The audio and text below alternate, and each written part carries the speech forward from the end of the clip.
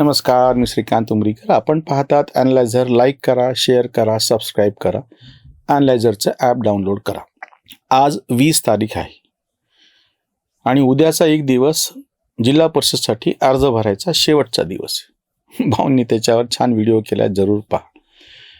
जे विरोधक मुंबईचा महापौर कोणी असावं ह्याच्यावरती आकांडव तांडव करायला लागले, त्याच्यावरही आम्ही एक व्हिडिओ केलेलाच आहे.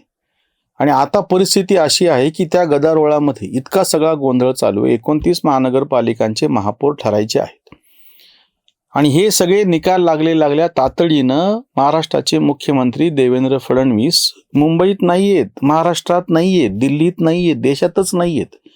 दावोसला जे आंतरराष्ट्रीय परिषद चालू आहे तिथे तातडीनं गेलेले आहेत. कशासाठी? तर आपल्या राज्यांमध्ये जास्तीत जास्त गुंतवणूक यावी म्हणून. त्या गुंतवणूकदारांची जी परिषद आहे त्यांना आपल्याकडे बोलवणे, आमंत्रित करणे, त्यांच्या अडचणी सोडवणे हे म्हणजे त्याला प्राधान्य दिलं पाहिजे हे काम म्हणून तातडीनं आपले मुख्यमंत्री दावोसला गेलेले आहेत.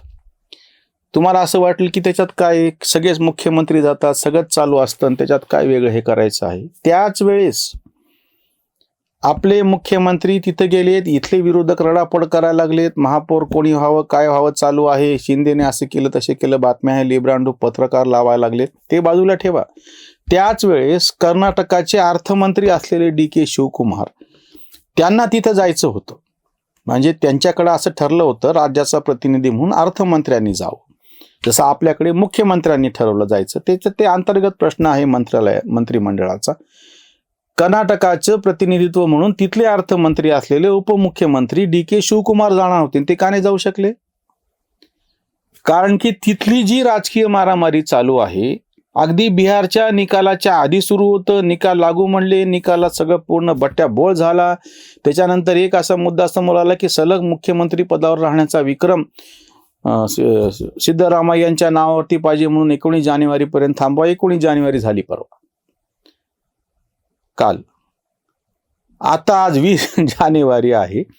DK शिवकुमार आटून बसलेले की ते दावोस फिवत गेलं खड्ड्यात. माझं मुख्यमंत्री पदाचं काय ते सांग. विरोधक काय पद्धतीनं त्यांच्या हातात आलेल्या सत्तेचंही वाटोळं करतायत तुम्ही बघा. इकडं मुख्यमंत्री जो मुंबईच्या महापौर पदाचा अतिशय नाजूक असा प्रश्न होऊन बसलेला आहे. प्रत्यक्ष त्यांना स्वतःला बहुमत नाही, पण त्याची व्यवस्था करून त्यांना काय सांगायचं ते सांगून प्राधान्य म्हणून महाराष्ट्रामध्ये गुंतवणूक यावी म्हणून तातडीनं दावोसला जातो आहे. आणि दुसरीकडचा उपमुख्यमंत्री, आपल्याला मुख्यमंत्री पद भेटावं म्हणून दावोस वगैरे राहिलं बाजूला, दिल्लीच्या खेट्या मारतोय. बरं, त्याच्यातही काही गैर नव्हतं. दिल्लीत का जात आहेत हे, की त्या राहुल गांधीची 10 मिनिटासाठी भेट व्हावी. आणि राहुल गांधी तर परदेशात जाऊन बसलेले आहेत. आम्ही जे वारंवार टीका करतो त्याचं समर्थन करणारे सोशल मीडियात किंवा इथं खाली आम्हाला कॉमेंट करून आम्हालाच पुन्हा आमच्याच नावानं बोंब मारतात. अरे आमचं जाऊ द्या बाजूला. आम्ही काँग्रेसवरती टीका करतो, आम्ही मूर्ख आहेत, आम्ही नालायक आहेत, आम्ही तुमच्या भाषेमध्ये म्हणजे गोदी मीडिया आहेत, आम्हाला भाजपने पोचलेले, सगळं बाजूला ठेवा. आत्ताचा तुमचा उपमुख्यमंत्री तुमच्या राज्यामध्ये म्हणजे कर्नाटकामध्ये गुंतवणूक वगैरे यायला बाजूला, त्याला पद मिळण्यासाठी केवळ वरती कोणाची तरी भेट व्हावी म्हणून चक्रा मारते बेंगलोर ते दिल्ली विमानानं. त्याचं काय ते सांगा आधी. ते सोडवा ना तुम्ही प्रश्न. 2.5 वर्षाच्या नंतर तुम्ही सत्ता बदल करण्याचे जे काही तुम्ही तुमचे अभिवचन दिलं असेल, तुम्ही जाणे, तुमचं स्पष्ट बहुमत आहे, तुमचं पूर्णच्या पूर्ण सरकार जाणे तिथले. आज वाईट परिस्थिती ही होऊन बसलेली आहे की या सगळ्या गदारोळामध्ये कर्नाटकात समजा हा मुख्यमंत्री, हे तुम्ही निर्णय 2 महिन्यापूर्वी घेतला असता, DK शिवकुमार एक तर मुख्यमंत्रीपदी बसले असते किंवा त्यांना तुम्ही पक्षातून हाकलून दिलं असतं, जे काही व्हायचं झालं असतं. पण ते सगळं झाल्याच्या नंतर प्रत्यक्ष मुख्यमंत्री पदावरती बसलेला जो कोणी माणूस असला असता, त्या परिस्थितीमध्ये त्यानं एक ठाम निर्णय घेतला असता की दावोसला कोणी जायचं आपल्यापैकी, आणि जेणेकरून ती गुंतवणूक आणायची. आपलं राजकीय भांडण राहिलं बाजूला. ते काही झालं नाही ना. आणि दुसरीकडे ज्याचा पक्ष पूर्णपणे त्याच्या पाठीशी आहे, ज्याचा पक्ष, त्याचा नेता त्याच्या पाठीशी आहे, ज्याच्यावरती विश्वास आहे, हा देवेंद्र फडणवीस पूर्णपणे आपल्या सहकाऱ्यांवरती स्थानिक पातळीवरच्या सगळ्या राजकारणाचे सूत्र सोपवतो आणि शांतपणे बाहेर निघून जातो. का? तर आपल्या राज्यामध्ये गुंतवणूक यावी म्हणून. आणि नंतर हेच काय बोंबलणार, देश कसा अदानीला विकलाय, राज्य कसं अदानीला विकले, मुंबई कशी अदानीला विकली, आणि तुम्ही काय करायला लागलात ह्या सगळ्या काळामध्ये? मुख्यमंत्री पद कुणाला भेटावं म्हणून पहिल्या दिवसापासूनची मारामारी संपायला तयार नाही. राजस्थानमध्ये ह्या भांडणामध्ये राज्य गेलं. छत्तीसगड सारखं राज्य कोण मुख्यमंत्रीपदी बसावं, भूपेश बघेल आणि KPS सिंग देव, त्याच्यात ते राज्य गेलं. अशोक गहलोत आणि सचिन पायलटमध्ये राजस्थान गेलं. मिळायच्या आधीच मुख्यमंत्री पदाच्या विषयावरून हरियाणा गेलं. तुमचे राज्यामागून राज्य निघून चाललेले आहेत. एकदा तुमची सत्ता गेल्याच्या नंतर तुम्ही तिथं परत येत नाही आहात. आणि त्यांचे प्रवक्ते आणि ते राष्ट्रीय वाहिन्यावर चर्चेत काय सांगतात? आमच्यातले मतभेद तुम्ही काय सांगता, इंडिया आघाडीतले तुम्ही विकल्या गेले, म्हणजे त्या पत्रकारांनाच बरं का, तुम्ही विकल्या गेले, तुम्हाला भाजपमधले मतभेद. अरे ते मतभेद जरी असले तरी त्यांची सत्ता आहे ना. एकनाथ शिंदे आणि देवेंद्र म्हणजे भाजप कसं एकमेकांच्या विरोधात लढलं ते पहा. अरे ते एवढं करून त्यांनी त्यांची महानगरपालिका 1, 2 नाही 25 महानगरपालिका आणल्यात. चंद्रपूरची आता परिस्थिती अशी होऊन बसलेली की ते उबाटाचे नगरसेवक जर त्याच्याऐवजी इकडे फिरले तर चंद्रपूरमध्ये सुद्धा भाजपचा महापौर बसेल तर तुमचे डोळे पांढरे होतील. ज्या ठिकाणी काँग्रेसची यायची शक्यता होती त्या ठिकाणी. माझ्या परभणीमध्ये सुद्धा अशी परिस्थिती होऊन बसलेली आहे की काँग्रेसला बाजूला ठेवा आणि बाकीचे सगळे या एकत्र म्हणून. मग पुन्हा हेच म्हणतील की बघा यांनी कसं या पद्धतीने केलं. म्हणजे मी तर तुम्हाला सांगतो परिस्थिती सध्या अशी आहे महाराष्ट्रातली की 29 पैकी फक्त 2 महानगरपालिका जिथे स्वच्छपणे भाजपेतर म्हणजे ते बहुजन विकास आघाडी म्हणून जी आहे BVA वसई विरारला त्यांचा महापौर बसेल आणि इस्लामिक पक्ष म्हणून जो कोणी मालेगावचा आहे त्याचा महापौर बसेल. बाकीच्या 27 महानगरपालिकांमध्ये लातूरच फक्त मला माहिती नाही 26 म्हणूयात. चंद्रपूरमध्ये आणि परभणीमध्ये सुद्धा उलटफेर होऊ शकतो अशी परिस्थिती ह्यांना त्याची जाणीवच. जी काही सत्ता आपल्या हातामध्ये आलेली आहे ती सत्ता चांगल्या पद्धतीनं राबवणे जेणेकरून तो मेसेज तुमच्या मतदारापर्यंत जाईल, बाकीच्या मतदारांपर्यंत जाईल आणि तुमच्या बाबतीत विश्वास तयार होईल आणि पुढची सत्ता तुमच्याकडे येईल. ही संधी विरोधकांना असते. मी जे नेहमी सांगतो ते उदाहरण परत सांगतो. नरेंद्र मोदी जेव्हा गुजरातचे मुख्यमंत्री होते तेव्हा केंद्रामध्ये त्यांचं सरकार नव्हतं. सुरुवातीला होतं 2004 ते 14 हे 10 वर्ष पूर्ण नरेंद्र मोदी गुजरातचे मुख्यमंत्री असताना केंद्रामध्ये त्यांचं सरकार नव्हतं.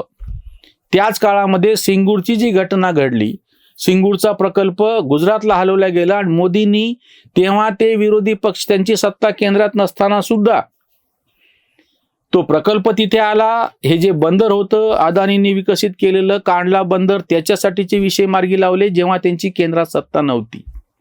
सगळ्या भारतभरच्या गुंतवणूकदारांना, सगळ्यांना, बाकीच्या मतदारांना हा विश्वास वाटला की हा जो मुख्यमंत्री आहे जर देशाच्या पंतप्रधानपदी बसला तर देशाच्या विकासाला गती देऊ शकतो.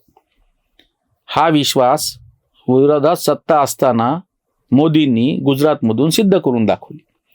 मला तुम्ही गेल्या 12 वर्षामध्ये विरोधकातला एक मुख्यमंत्री असा दाखवा, एक राज्य सरकार असं दाखवा की त्याच्याकडे आदर्श म्हणून बोट दाखवता येईल आणि ते सरकार आपण केंद्रामध्ये आणू असा विश्वास त्यांच्या मतदाराला पहिले वाटेल. एक मांडणी मी बाकीच्या सगळ्या आमच्या ह्या सोशल मीडियावरती जे मांडणी करणारे सगळे जे आमचे मित्र आहेत किंवा आमच्या विरोधातले जे ते सुद्धा त्या सगळ्यांच्या पेक्षा मी वेगळी नेहमी ही करत आलेलो आहे की जे कट्टर विरोधक आहेत आणि जे कट्टर समर्थक आहेत मी ते दोन्ही बाजूला ठेवतो. तुम्ही किती चांगलं वागलं मोदी तरी त्यांचे एक विशिष्ट कट्टर विरोधक त्यांना मतदान करणारच नाहीत आणि मोदी किती वाईट वागले तरी त्यांचे कट्टर समर्थक आहेत ते कायमस्वरूपी मोदींना म्हणजे भाजपला म्हणजे संघाला त्या बाजूने राहतीलच. हा विषय बाजूला ठेवा. मधले जे प्रचंड मोठा असा मतदार वर्ग आहे की जो डिसाइडिंग फॅक्टर आहे त्याच्यासमोर तुम्ही विरोधकातलं एक राज्य मला असं सांगा की त्या काठावरच्या ज्या सगळ्या प्रचंड मोठ्या मतदार वर्गाला त्यांनी आकर्षित केलेले किंवा असा जो काही मीडिया आहे तुम्ही आम्हाला गोदी मीडिया म्हणताना आम्ही बाजूला ठेवा, आम्ही ज्यांना लिब्रांडू म्हणतो ना ते बाजूला ठेवा. तुम्हाला जे तटस्थ वाटतात असे तुम्ही कुठलेही युट्यूबर शोधा आणि ते युट्यूबर विरोधकांच्या कुठल्या मुख्यमंत्र्याची तारीफ करतायत तुम्ही बघा, कुठल्या कामाची तारीफ करताय, कुठल्या योजनेची तारीफ करतायत, कुठली योजना यशस्वीरित्या राबवली अशा पद्धतीने ते सांगतायत. कोणी तुम्ही तपासा. तुम्हाला वाटतं ना ही काही ठरलेले लोक म्हणजे आम्ही ठरून भाजपच्या पेरोलवरती आहोत, नंतर वाद करूत आपण त्याच्यावरती. पण जे तटस्थ आहेत ते असे कितीतरी पत्रकार, शेखर गुप्तांचं मी नाव घेतो उदाहरणार्थ तुम्हाला, त्यांचे पॉडकास्ट असतात, अतिशय छान असतात, जरूर पहा तुम्ही. हे सगळे लोक काय सांगतायत तपासा एकदा. एक जी संधी तुम्हाला चालून आलेली असते जेव्हा तुम्ही प्रत्यक्ष सत्तेवरती असता. राज ठाकरेंना नाशिकच्या महानगरपालिकेची संधी लोकांनी आपणून चालून आणून त्यांच्या हातात दिली होती. उद्धव ठाकरेंच्या हातामध्ये इतकी वर्ष मुंबई ठेवलेली होती. हे सगळं असताना छत्रपती संभाजीनगरची पण महानगरपालिका कितीतरी वर्ष त्या जवळपास त्यांचीच दादागिरी होती, मोनोपॉली होती, एकाधिकारशाही होती. का नाही सोडू शकले सर्वसामान्य इथले प्रश्न? म्हणून म्हणतो की आता सध्या भाजपाचा महापौर नको एवढं फक्त म्हणता येतं. बाकीचं सगळं काही चर्चा करता येते ते सगळं राहिलं बाजूला. ते सगळं बाजूला ठेवून मुख्यमंत्री उठतो आणि दावोसला जाऊन पहिल्यांदा राज्यामध्ये गुंतवणूक यावी यासाठी प्रयत्न करतो. आणि दुसरीकडे कर्नाटकाचा मुख्यमंत्री त्याचं मुख्यमंत्रीपद त्याला मिळावं म्हणून दावोस सोडून देतो आणि दिल्लीच्या चक्रा मारत बसतो. हे तुमच्या समोरचं चित्र आहे. हे काही मी माझ्या मनानं DK शिवकुमारांना सांगितलेलं नाहीये की दावोसचा दौरा रद्द करा आणि तुम्ही दिल्लीला चक्रा मारा आणि तुमच्या मुख्यमंत्री पदाचं काय बघा, जेणेकरून मला व्हिडिओ करता येऊ शकेल. देवेंद्र फडणवीसांना आम्ही असं म्हणलेलं नाहीये की महाराष्ट्र जवळून द्या, तुम्ही बाहेर जा आणि गुंतवणूक आणण्याच्या पाठीमागं लागा, मग आम्ही तुमच्या कौतुकाची व्हिडिओ करू. अरे काय, उघडा डोळे बघा नीट असं म्हणणारे जी माध्यम आहेत ना, ते डोळे उघडत तयार नाहीयेत, तेच नीट पाहायला तयार नाहीयेत. हेच वाळूमध्ये काय म्हणता येईल त्याला, शामृगासारखी मान खुपसून बसलेले तर नाही, आजूबाजूला काय चाललंय कळायला मार्ग नाही. बघूयात काय होतं ते, त्याच्यावरची ही उसंतवाणी.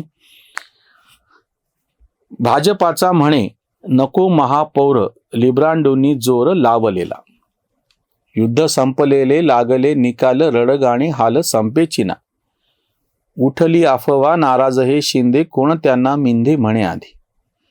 झाली परिसीमा अंधविरोधाची, नाडी जनतेची गवसेना. करार करण्या देवेंद्र विदेशी, रडापड देशी चाललेली. जिल्हा परिषद आली तोंडावर, नाही भानावर विरोधक. कांत राहीनाहा यांचा येळकोट, सत्ताधारी भोट बनविले, सत्ताधारी भोट बनविले. देवेंद्र फडणवीस गुंतवणुकीच्यासाठी म्हणून दावोसला जातात आणि DK शिवकुमार दावोस सोडून दिल्लीच्या चक्रा मारतात, आपलं मुख्यमंत्री पद आपल्याला मिळावं म्हणून. दोन प्रसंग, दोन घटना तुमच्या समोर आहेत. मी जर गोदी मीडिया असेल तर ह्याचा अर्थ तुम्ही तुमच्या पद्धतीनं जे काही चांगला लावायचं आहे, वाईट लावायचं ते लावा. इथेच थांबूयात. धन्यवाद. जागृतीचा विधायक पुरुष